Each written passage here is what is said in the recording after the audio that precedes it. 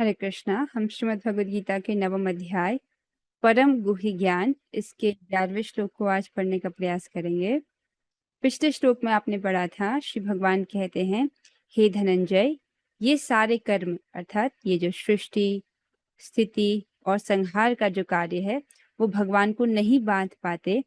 मैं उदासीन की भांति इन सारे भौतिक कर्मों से सदैव विरक्त रहता हूँ। ये आपने कल पढ़ा था। आइए हम आज के श्लोक की कुछ आवृत्ति करेंगे। जो अवजानन्ति मां मूढ़ा अवजानन्ति मां मूढ़ा मानुषीं तनुमाश्रितम् मानुषीं तनुमाश्रितम् परं भावम् अजानन्तो परं भावम् अजानन्तो मम भूत महेश्वरम्। मम भूत महेश्वरम्। बहुत सुंदर माता जी। कौन गाइए? मोहिनी प्रिया माता जी, आप गाइए। अवजानन्ति मां मूढ़ा अवजानन्ति माममूढा मानुषीं तनुमाश्रितम् मानुषीं तनुमाश्रितम् परं भावम् अजानन्तो परं भावम् अजं जानन्तो मम भूत महेश्वरम्। मम भूतमहेश्वरम्।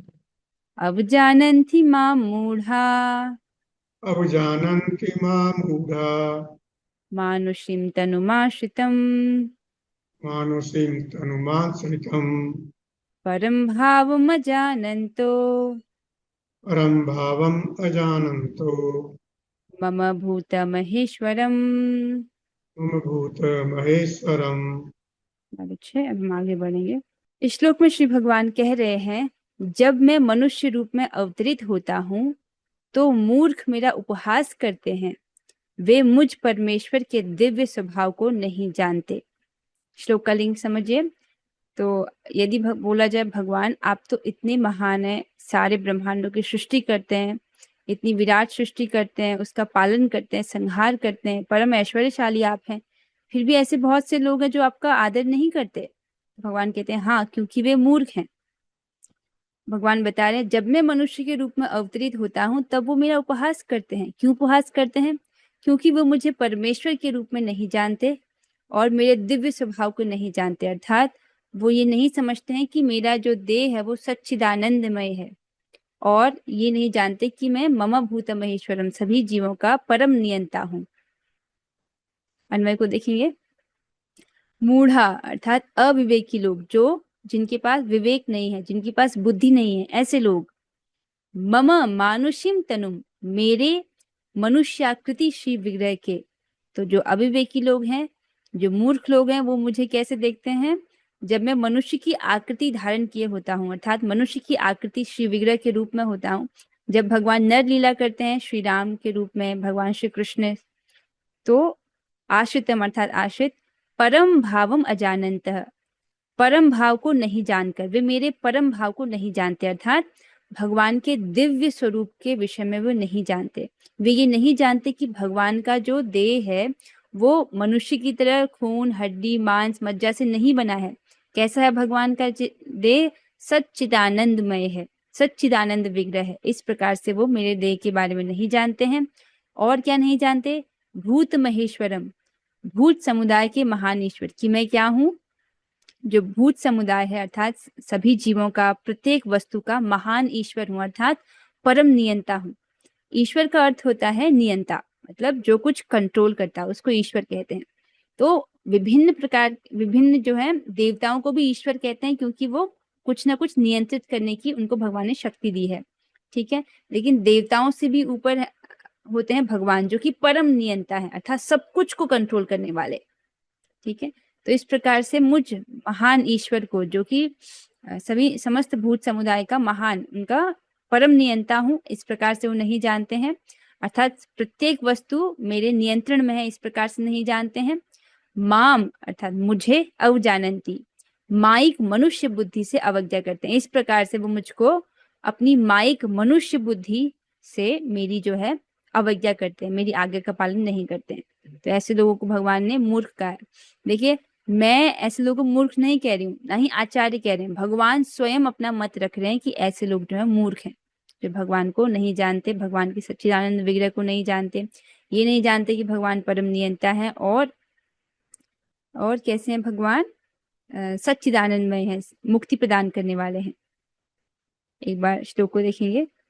अवजानन्ति माम मूढ़ा, तो उपहास करते हैं मेरा, कौन, जो मूढ़ हैं, जो मूर्ख लोग हैं। मानुषिम तनुमाश्रितम, जब मैं मनुष्य की आकृति धारण करता हूं तब। क्यों उपहास करते हैं? परम भावम अजानन्तु, वो मेरे परम भाव को नहीं जानते, वो नहीं जानते हैं कि मेरा जो विग्रह है वो सच्चिदानंदमय है। इस प्रकार से वो नहीं जानते। और क्या नहीं जानते? मम भूत महेश्वरम, कि मैं ही सभी भूतों का परम ईश्वर हूँ। अर्थात ब्रह्मा आदि जो जीव हैं जिनकी सृष्टि मैंने ही की है, तो ऐसे जो जीव हैं उनका मैं परम नियंता हूँ, ऐसा वो मुझे नहीं जानता है। तो जो मूर्ख व्यक्ति नहीं समझ पाता कि भगवान परम नियंता है, सभी जीवों के नियंता है, प्रत्येक वस्तु के नियंता है, और इस प्रकार से भगवान जब नर लीला करते हैं ऐसे कृष्ण के रूप में या भगवान श्री राम के रूप में, तो वो भगवान का उपहास करते हैं। स्पष्ट हो रहा है? आइए हम तात्पर्य की ओर बढ़ते हैं। उससे पूर्व यहाँ पर देखिए, भगवान जब नर लीला करते हैं नर आकृति में जैसे, तब वो बहुत सी ऐसी लीलाएं करते हैं जो कि सामान्य मनुष्य जिनको नहीं कर सकता। यद्यपि वो मनुष्य की आकृति में दिखाई देते हैं, तो उनका जो देह है वो सच्चिदानंदमय है, सच्चिदानंद विग्रह है। और कैसा है वो? और भगवान उसमें असाधारण कार्य करते हैं जो एक मनुष्य नहीं कर पाता। जैसे चित्र में आप देखिए, कितना सुंदर चित्र है गोवर्धन लीला का। जब भगवान अपनी छोटी सी उंगली में गोवर्धन पर्वत को धारण कर लेते हैं, क्या कोई बालक ऐसा कर सकता है? उस वक्त भगवान के शरीर की आयु 7 वर्ष की थी, तो 7 वर्ष का बालक क्या कोई पहाड़ उठा सकता है? नहीं उठा सकता ना। तो फिर भी भगवान ऐसी असाधारण लीलाएं करते हैं। भगवत गीता में आगे अध्याय 11वें में भगवान अपना विराट रूप का दर्शन कराते हैं अर्जुन को, जिसमें अर्जुन उनके हजारों हाथ पैर मुखों का दर्शन करते हैं एक साथ। तो ये कोई साधारण व्यक्ति तो नहीं कर सकता। भगवान श्री कृष्ण अपनी बाल लीला में अपनी मैया यशोदा को अपने मुख के भीतर समस्त ब्रह्मांड चराचर जगत के दर्शन करा देते हैं। तो ये एक सामान्य बालक तो नहीं कर सकता।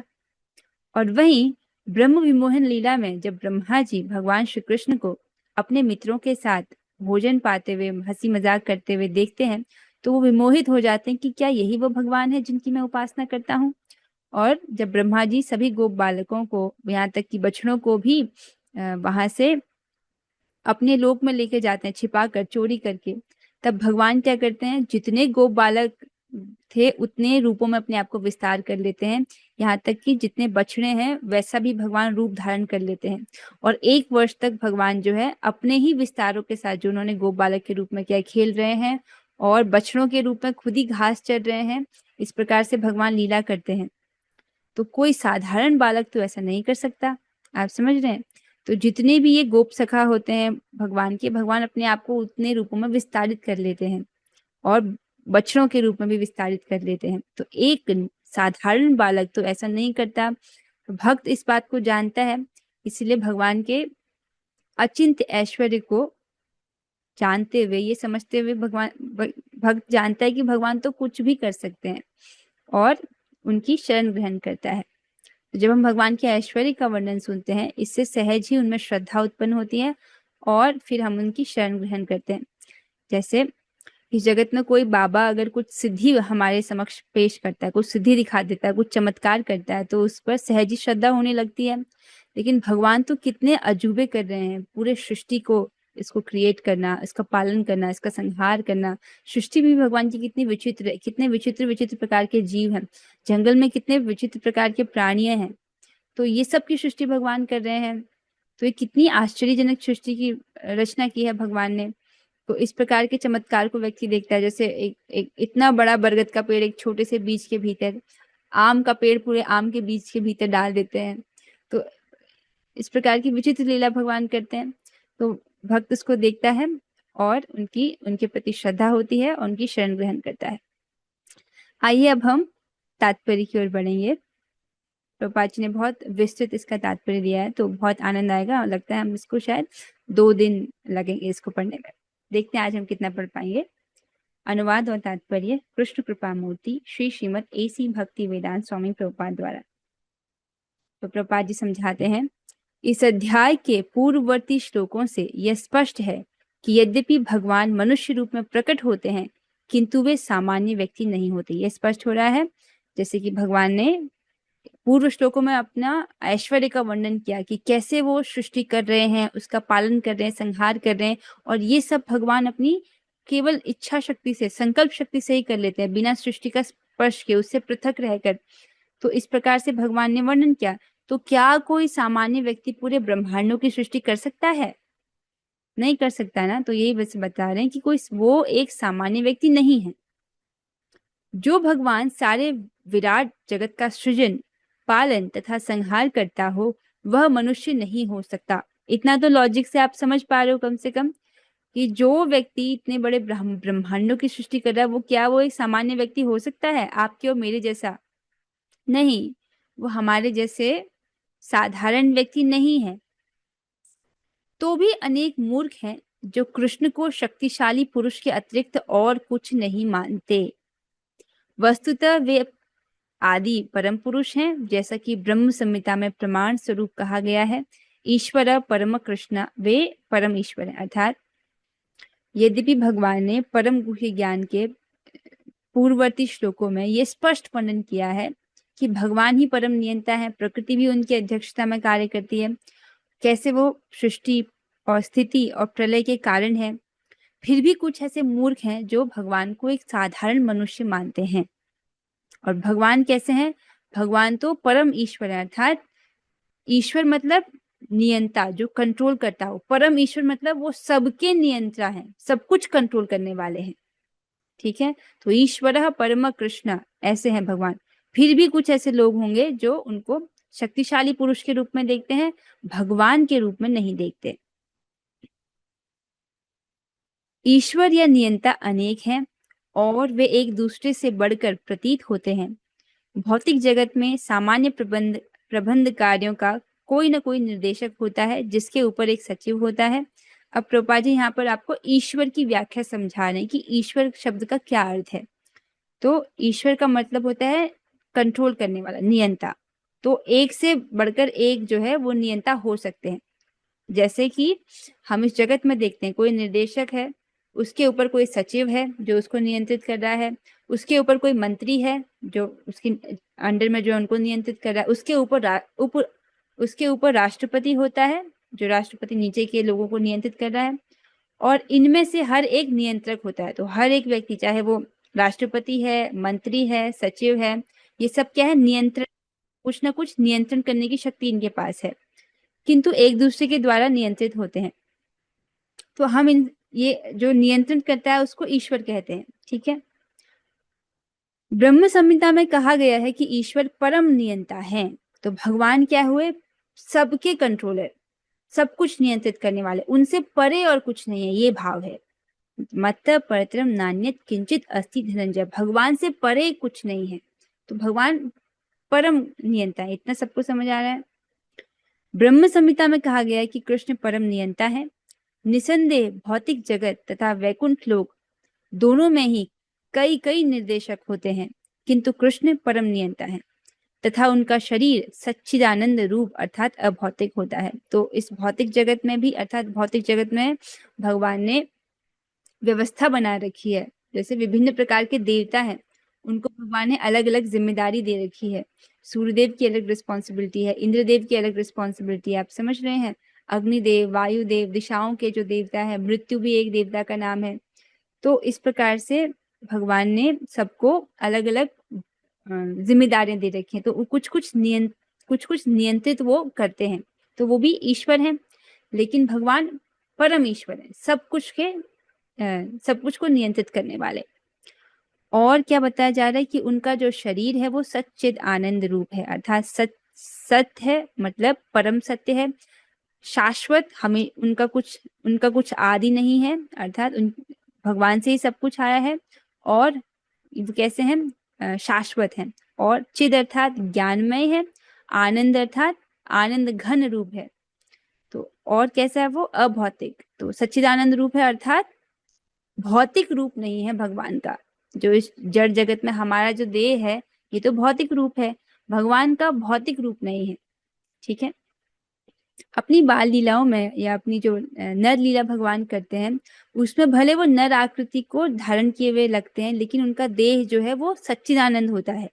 जैसे माता यशोदा के साथ वो उखल बंधन लीला में माता यशोदा उनको रस्सी से बांधने की कोशिश करती है ना, वो गांव की सारी रस्सी लेकर आ जाती है लेकिन फिर भी 2 अंगुल छोटी पड़ जाती है। अब वो देख रही है कि कृष्ण का लाला का जो कमर है वो तो उतना ही है, कमर तो बढ़ नहीं रहा है, लेकिन रस्सी जो है फिर छोटी पड़ जा रही है। अब देख रहे हैं तो बाल लीला कर रहे हैं चाहे भगवान कोई भी लीला कर रहे हो, उनका जो देह है वो हमेशा ही सच्चिदानंद रूप सच्चिदानंद विग्रह ही है। अगला आगे पढ़ेंगे। पिछले श्लोकों में जिन अद्भुत कार्यकलापों का वर्णन हुआ है वे भौतिक शरीर द्वारा संपन्न नहीं हो सकते। समझ आ रहा है? पिछले श्लोकों में जो भी वर्णन आपने पढ़ा कि कैसे भगवान सृष्टि कर रहे हैं, पालन कर रहे हैं, संहार कर रहे हैं, क्या कोई सामान्य व्यक्ति जैसे रेणुका माता जी आप कर सकते हो ब्रह्मांडों की सृष्टि? नहीं ना। तो ये सब समझ आ रहा है कि एक मनुष्य नहीं कर सकता ये सब कुछ, तो भगवान कर रहे हैं तो उनका मनुष्य जैसा शरीर नहीं हो सकता है, भौतिक शरीर नहीं हो सकता है। उनका कैसा रूप है? सच्चिद आनंद रूप है, सच्चिदानंद रूप है। यद्यपि वे सामान्य व्यक्ति नहीं है किंतु मूर्ख लोग उनका उपहास करते हैं और उन्हें मनुष्य मानते हैं। तो स्पष्ट हो रहा है कि जो व्यक्ति इतना वर्णन सुनने के बाद भी अगर उनको मनुष्य मानेगा तो वो मूर्ख ही है। जैसे भगवान ने कितना स्पष्ट वर्णन किया है, कोई मनुष्य तो कर ही नहीं सकता ऐसी विराट सृष्टि की सृष्टि, सृजन, पालन, संहार। फिर भी जो सामान्य व्यक्ति हैं वो उनका उपहास करते हैं, उनको मनुष्य मानते हैं।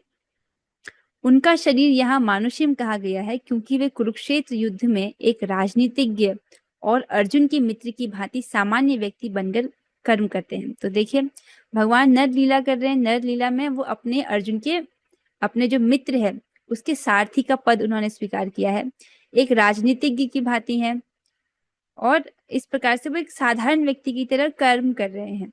अर्थात जैसे भगवान दूत भी बन जाते हैं पांडवों के, तो ऐसा दिख रहा है कि कोई सामान्य व्यक्ति की तरह दूत का कार्य कर रहे हैं, या अर्जुन जी का रथ हाँक रहे हैं तो सामान्य व्यक्ति की भांति सेवा कर रहे हैं, लेकिन वो एक सामान्य व्यक्ति नहीं है।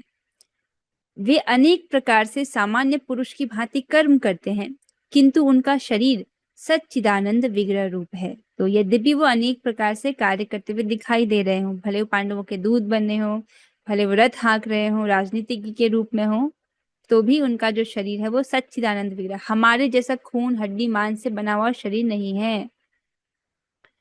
इसकी पुष्टि वैदिक साहित्य में भी हुई है। सच्चिदानंद रूपाय कृष्णाय, मैं भगवान कृष्ण को नमस्कार करता हूँ जो सच्चिदानंद रूप है। यहाँ पर उपनिषद से प्रभुपाद जी को कोट कर रहे हैं, गोपाल तापनी उपनिषद 1.1, जिसमें बोला गया है कि भगवान का रूप सच्चिदानंदमय है।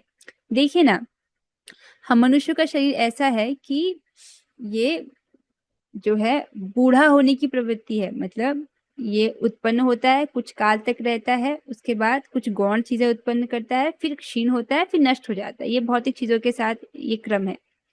लेकिन भगवान जो थे, भगवान की एक आयु तक वो बढ़ते हैं, उनका शरीर बढ़ते हुए दिखाई देता है, उसके बाद वो एक फिक्स आयु तक रहते हैं।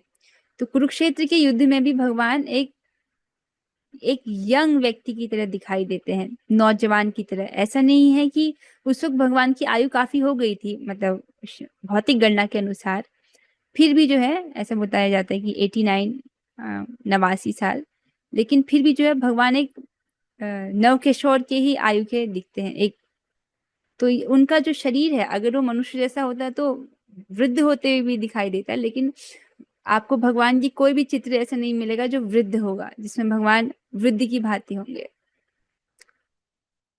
वो हमेशा यंग रहते हैं। तो आप समझ सकते हैं कि कोई भी व्यक्ति ऐसे ब्रह्मांडों को जो प्रकट कर रहा है वो भौतिक देह वाला तो हो ही नहीं सकता है, भले वो नराकृति में क्यों ना हो, उनका जो शरीर है वो सच्चिदानंद विग्रह है। और उनके ही कमल नाभ से जो है ब्रह्मा जी प्रकट हुए हैं, उसके भीतर सब 14 भुवन लोग हैं। तो ऐसा व्यक्ति जब इसी उसी अपनी ही रचाई हुई जो सृष्टि के भीतर प्रकट होते हैं नर लीला में, तो वो कैसे एक भौतिक देह को धारण कर सकते हैं। फिर भी जो मूर्ख लोग हैं उनको मनुष्य समझते हैं, उनका उपहास करते हैं। जबकि भगवान ने स्पष्ट किया है कि कैसे वो परमात्मा रूप में इस सृष्टि में व्याप्त हैं, प्रत्येक जीव के हृदय में स्थित रहते हैं। यही परमात्मा जब लीलाएं कर रहे हैं, क्योंकि वो अपने भक्तों के प्रेम से वशीभूत होकर के क्योंकि उनके भक्त ऐसी इच्छा करते हैं जैसे कि मुझे कोई भगवान को पुत्र रूप में चाहता है, कोई भगवान को पति रूप में चाहता है। तो इस प्रकार से भगवान अपने भक्तों की इच्छा को पूरा करने के लिए जो है उनके साथ नर लीला करते हैं। जैसे कि दंडकारण्य के जो ऋषि थे, तो वो भगवान से ये इच्छा करते हैं, वो उनकी इच्छा होती है कि वो भगवान के साथ श्रृंगार रस में रहें, मधुर में संबंध हो, मधुर रस में भगवान के साथ हो। तो भगवान श्री राम उनसे कहते हैं कि मैं इस अवतार में आपकी इच्छा को पूरी नहीं कर सकता हूँ, मैं अगले अवतार में जो है आपकी इच्छा को पूरी करूंगा। तो इस प्रकार से जो है भगवान अपने भक्तों के प्रेम से वशीभूत होकर उनके प्रेम में वशीभूत होकर के भगवान लीलाएं करते हैं, बहुत मधुर मधुर लीलाएं करते हैं। तो भक्त इस बात को समझता है, लेकिन जो मूर्ख है वो उनको मनुष्य के रूप में ही देखते हैं। वेदों में ऐसे अन्य वर्णन भी हैं। तमेकम गोविंदम, आप इंद्रियों तथा गायों के आनंद स्वरूप गोविंद हैं। सच्चिदानंद विग्रहम, तथा आपका रूप सच्चिदानंद स्वरूप है। तो प्रभुपाद जी यहाँ पर अलग अलग उपनिषद से हमको कोट करते हुए बता रहे हैं कि कहाँ कहाँ पर भगवान के रूप का वर्णन हुआ है और उनका रूप कैसा है, सच्चिदानंद स्वरूप है। हमारी तरह जो है ये असत अचित और निरानंद जैसा नहीं है। हमारा तो अज्ञानमय शरीर है, अज्ञान से बना हुआ है, लेकिन भगवान का ऐसा नहीं है।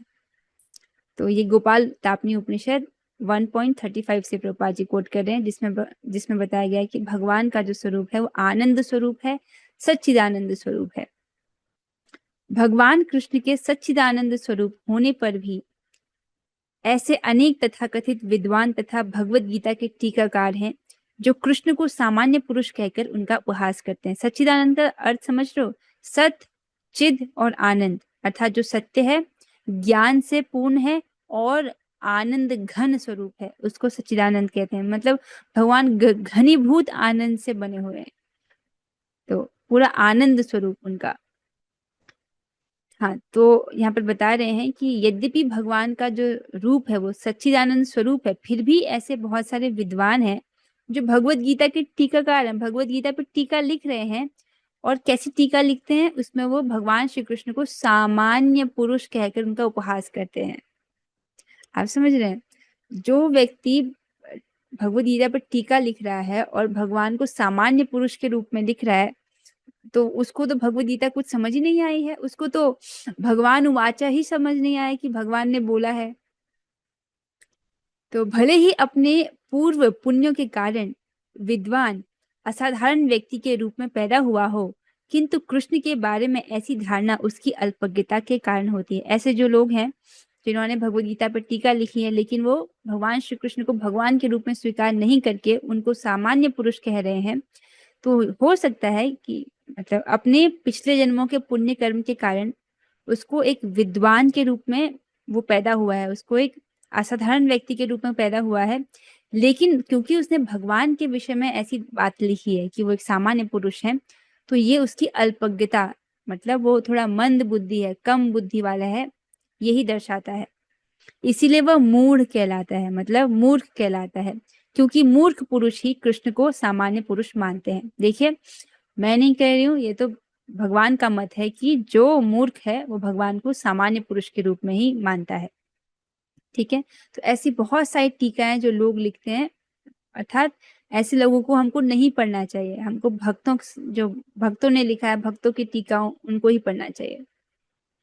ऐसे मूर्ख पुरुष कृष्ण को सामान्य पुरुष इसलिए मानते हैं क्योंकि वे कृष्ण के गुह्य कार्यों तथा उनकी विभिन्न शक्तियों से अपरिचित होते हैं। यदि पूछा जाए कि वो भगवान को सामान्य पुरुष कैसे समझ सकते हैं, मतलब यहाँ पर जो छोटे बच्चे हैं जो क्लास को अटेंड कर रहे हैं, तो आप भी समझते हो कि एक सामान्य व्यक्ति सृष्टि नहीं कर सकता ब्रह्मांडों की, फिर भी ये लोग समझ रहे हैं सामान्य पुरुष, ऐसा क्यों है? क्योंकि वो भगवान के जो गुह्य क्या कार्य हैं, अर्थात भगवान की जो लीलाएं हैं, उनके जो गूढ़ अर्थ है उसको नहीं समझता है। और भगवान की जो शक्तियां हैं, जो विभिन्न शक्तियां, भगवान की पराशक्ति, भगवान की अपराशक्ति, आप जानते हो कि जो पूरी सृष्टि है, भौतिक सृष्टि है, ये भगवान की परा और अपराशक्ति का ही संयोग है। तो उससे वो अपरिचित रहते हैं, उसको नहीं जानते, इस कारण से भगवान को सामान्य पुरुष कह रहे हैं। वे ये नहीं जानते कि कृष्ण का शरीर पूर्ण ज्ञान तथा आनंद का प्रतीक है। वे प्रत्येक वस्तु के स्वामी हैं और किसी को भी मुक्ति प्रदान करने वाले हैं। समझिए, 3 इंपॉर्टेंट बातें हैं। वे क्या नहीं जानते? पहला तो वो भगवान के रूप के विषय में नहीं जानते हैं। भगवान का रूप पूर्ण ज्ञान और आनंद का प्रतीक है। सच्चिदानंद की व्याख्या हो रही है। पूर्ण ज्ञान और आनंद से भरे हुए हैं भगवान। और कैसे हैं वो? हर व्यक्ति, हर प्रत्येक वस्तु के स्वामी हैं वो। मम भूत महेश्वरम की व्याख्या करें प्रभुपाद जी की, हर वस्तु जो है वो भगवान की है। ये पृथ्वी, जल, अग्नि, वायु, आकाश जिनका हम उपयोग कर रहे हैं, हर चीज पंच तत्वों से ही तो बनी है। पंच तत्वों और मन, बुद्धि, अहंकार, तो सब भगवान के तत्वों की के ही कारण है। और ये तत्व की सृष्टि कौन करता है? भगवान करते हैं। तो सब कुछ भगवान की ही है, सारी वस्तु भगवान की ही है। और क्या है? भगवान किसी को भी मुक्ति प्रदान करने वाले हैं। इतने शक्तिशाली हैं, इतने ऐश्वर्यशाली हैं भगवान, किसी को भी मुक्ति प्रदान करते हैं। यहाँ पर बोला जाता है भगवान का एक नाम है मुकुंद। जो भगवान को प्रणाम करता है, भगवान अपने हाथ में रखते हैं मुक्ति उसको देने के लिए। तो जो कृष्ण भगवान को प्रणाम करता है, उनको दोबारा से भव सागर में जन्म नहीं ग्रहण करना पड़ता। क्योंकि वे कृष्ण के इतने सारे दिव्य गुणों को नहीं जानते, इसलिए उनका उपहास करते हैं। समझ रहे हो? नहीं जान रहे कि भगवान का जो देह है वो सच्चिदानंद में है। वो नहीं जानते कि भगवान हर वस्तु के स्वामी है। ये नहीं जान रहे कि भगवान मुक्ति प्रदान करने वाले हैं। इस प्रकार के भगवान के दिव्य गुणों को नहीं जानते हैं, इसलिए भगवान का उपहास करते हैं। ये मूढ़ यह भी नहीं जानते कि इस जगत में भगवान का अवतरण उनकी अंतरंगा शक्ति का प्राकट्य है। तो भगवान जब अवतार लेते हैं, अपनी अंतरंगा शक्ति के माध्यम से ऐसा करते हैं। वे भौतिक शक्ति अर्थात माया के स्वामी हैं। पिछले श्लोक में आपने पढ़ा था, मया दक्षिण प्रकृति सूयते सचराचरम। ये जो भौतिक प्रकृति है वो भगवान की अध्यक्षता में कार्य करती है। तो अर्थात भौतिक शक्ति के वे स्वामी हैं, उसके कंट्रोलर हैं। जैसा कि अनेक स्थलों पर कहा जा चुका है, मम माया दुरत्या। पहले भी हमने पढ़ा है कि भगवान की जो माया है उसको पार कर पाना कैसा है? अत्यधिक कठिन है, दुरत्या है। लेकिन जो भगवान की शरण ग्रहण कर लेता है उसके लिए ये कैसा हो जाता है? जैसे गाय के खुर में जब जल भरा हो उसको पार करना सहज हो जाता है, उसी प्रकार से जो व्यक्ति भगवान की शरण ग्रहण करता है उसके लिए दुरत्या माया को जीतना आसान हो जाता है, सहज हो जाता है। भगवान का दावा है कि यद्यपि भौतिक शक्ति अत्यंत प्रबल है, किंतु वह उनके वश में रहती है और जो भी उनकी शरण ग्रहण कर लेता है वह इस माया के वश से बाहर निकल आता है। समझ रहे हैं माया का कितना प्रबल प्रभाव है? देखिए, आप इसको अपने जीवन से देखिए। आप भगवत गीता में पढ़ते हो ना कि मैं शरीर नहीं हूं, मैं आत्मा हूं, है ना? फिर भी देखो शरीर से कितनी आसक्ति रहती है कि हमको भूख लगती है, भूख का हमको अनुभव होता है। ये आत्मा का कार्य थोड़ी है, ये तो शरीर का कार्य है ना। जब भूख लगती है तब आपको याद रहता है कि मैं शरीर नहीं हूँ, मैं आत्मा हूँ। ये भूख लगना तो शरीर की क्रिया है। उस वक्त तो यही लगता है ना कि मुझे भूख लग रही है। जैसे आज एकादशी का व्रत है तो आप लोग को भूख लग रही होगी, तो लगता है ना कि मुझे भूख लग रही है।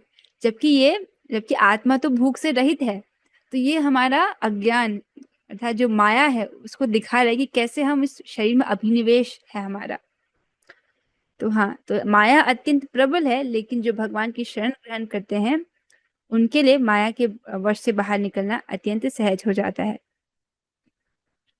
यदि कृष्ण का शरणागत जीव माया के प्रभाव से बाहर निकल सकता है, तो भला परमेश्वर जो संपूर्ण विराट जगत का सृजन, पालन तथा संहार करता है, हम लोगों जैसा शरीर कैसे धारण कर सकते हैं? अतः कृष्ण विषयक ऐसी धारणा मूर्खतापूर्ण है। समझिए, जो व्यक्ति भगवान की शरण ग्रहण कर रहा है, ठीक है, वो माया के बाहर चले जाता है। जिस व्यक्ति ने भगवान की शरण ग्रहण की वो माया के प्रभाव से बाहर हो जाता है, ठीक है। अब भगवान जो स्वयं पूरे विराट जगत का सृजन करते हैं, पालन करते हैं, संहार करते हैं, वो कैसे माइक शरीर धारण कर सकते हैं? यहाँ तक कि जो भगवान की शरणागति ग्रहण करते हैं वो माया के प्रभाव से छूट जाते हैं, है ना। आपने पढ़ा था, जन्म कर्म च मे दिव्यम एवं यो वेति तत्वतः त्यक्त्वा त्यक्त्वा देहम पुनर्जन्म नैति मामेति सो अर्जुन। भगवान के जन्म और कर्म कैसे हैं? दिव्य हैं। जो व्यक्ति भगवान के जन्म और कर्म की दिव्यता को समझता है वो व्यक्ति दोबारा से इस भौतिक शरीर को धारण नहीं करता है, अर्थात उसको दोबारा से भवबंधन में नहीं गिरना पड़ता है। त्यक्त्वा देहम पुनर्जन्म नैति मामेति सो अर्जुन। तो अर्थात वो इस भवबंधन से, इस माया के जो जाल है उससे मुक्त हो जाता है। ठीक है, केवल भगवान के जन्म और कर्म को जो व्यक्ति समझ रहा है तत्वतः, उसके लिए ये बात बोल रही है कि वो माया से छूट जाता है।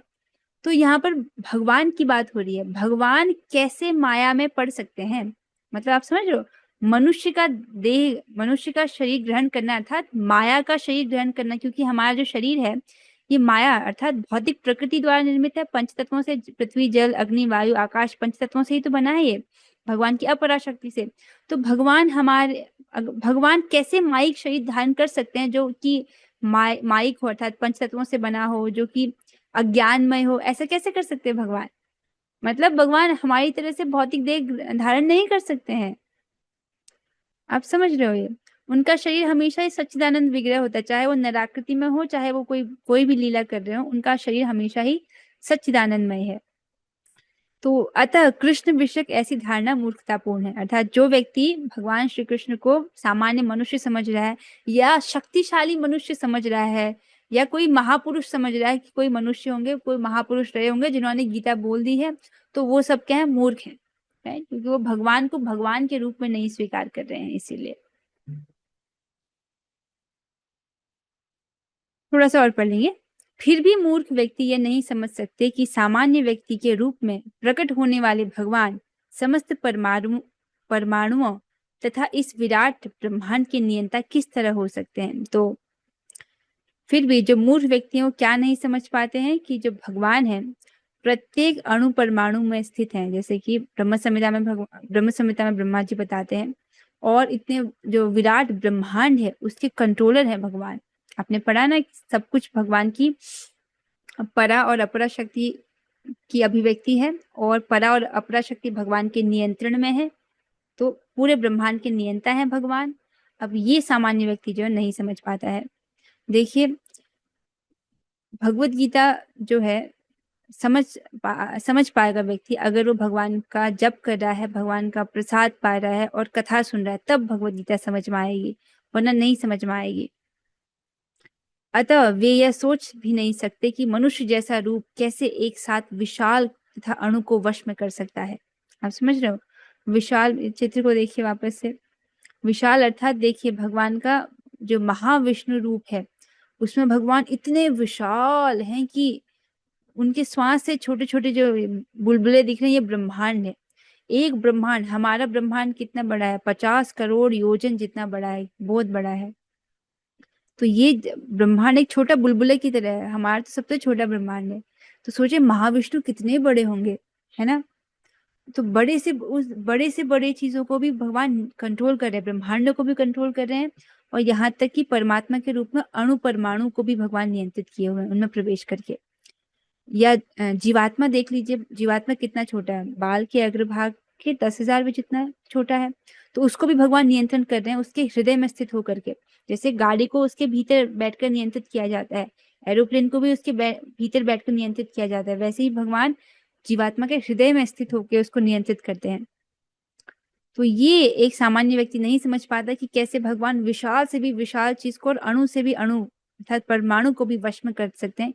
ये एक मूर्ख व्यक्ति नहीं समझ पाता है। अब इससे आगे की जो है आगे की टीका है उसको हम कल पढ़ेंगे। और अभी तक किसी भक्त को कुछ पूछना हो अभी तक की चर्चा से तो आप पूछ सकते हो। तो बहुत स्पष्ट है कि जो मूर्ख लोग हैं ये नहीं समझ पाते कि भगवान का शरीर कैसा है, सच्चिदानंदमय है। भगवान परम नियंता है, सभी भूतों के परम नियंता है। यहाँ तक कि ब्रह्मा आदि जो जीव जिनकी भगवान ने सृष्टि की है उनके भी भगवान नियंता है। इस प्रकार से मूर्ख नहीं समझते, उनको मनुष्य समझते हैं, मनुष्य का शरीर धारण किया ऐसे समझते हैं और उनका उपहास करते हैं। ठीक है, आई होप ये स्पष्ट हो रहा होगा। तो कोई प्रश्न नहीं है। अब हम 3 बार हरे कृष्ण महामंत्र करेंगे। आप सब लोग अपने माइक को ऑन कर लीजिए। एक लास्ट बात बोलनी है। देखिए, भक्ति के बहुत प्रकार की सेवाएं, बहुत प्रकार की भक्तिमय सेवाएं होती हैं, है ना। इन सब का उद्देश्य है कि हम अपने मन और बुद्धि को भगवान में लगाएं, मतलब जिससे हमारा मन और बुद्धि भगवान में लग जाए, वो करना है हमको। अगर आपका जप करने में मन लग रहा है तो बहुत अच्छी बात है, तो आप जप कीजिए, ठीक है। अगर आपको कथा श्रवण में आपको लग रहा है कि मेरा मन पूरी तरह से अब्सॉर्ब हो गया, तो आप कथा श्रवण, इसका मतलब भगवान ने आपको कथा श्रवण का रुचि दिया है, तो आप कथा श्रवण में अपने मन को लगाए। अगर कीर्तन करने में आपका मन पूरी तरह से अब्सॉर्ब हो जाता है तो आप कीर्तन कीजिए। देखिए कि इतनी सारी भक्तिमय सेवाओं में से कौन सी सेवा है जिसमें आपका मन अब्सॉर्ब हो जाता है, क्योंकि मूल बात क्या है कि भगवान कहते हैं अपने मन और बुद्धि को मुझे अर्पित करो। उसमें आप वो ढूंढना है आपको कि आपको क्या अच्छा लगता है, उधर अपना समय इन्वेस्ट करना है, ठीक है। इसके साथ हम आज थोड़ी चर्चा को यहीं पर विश्राम देते हैं। अब हम 3 बार हरे कृष्ण महामंत्र करेंगे। आप हरे कृष्णा कृष्ण कृष्णा हरे हरे, हरे राम राम राम हरे हरे। हरे कृष्णा कृष्ण कृष्णा हरे हरे, हरे राम राम हरे हरे। हरे कृष्णा कृष्ण कृष्ण हरे हरे, हरे राम राम हरे हरे। भगवद गीता की जय, प्रभुपाद की जय, नमस्कार संहिता की जय, कामिका एकादशी की जय। और हरे कृष्णा हरे कृष्ण माता जी। आप सही भक्तों के हरे सहयोग कृष्णा माता जी। हरे कृष्णा।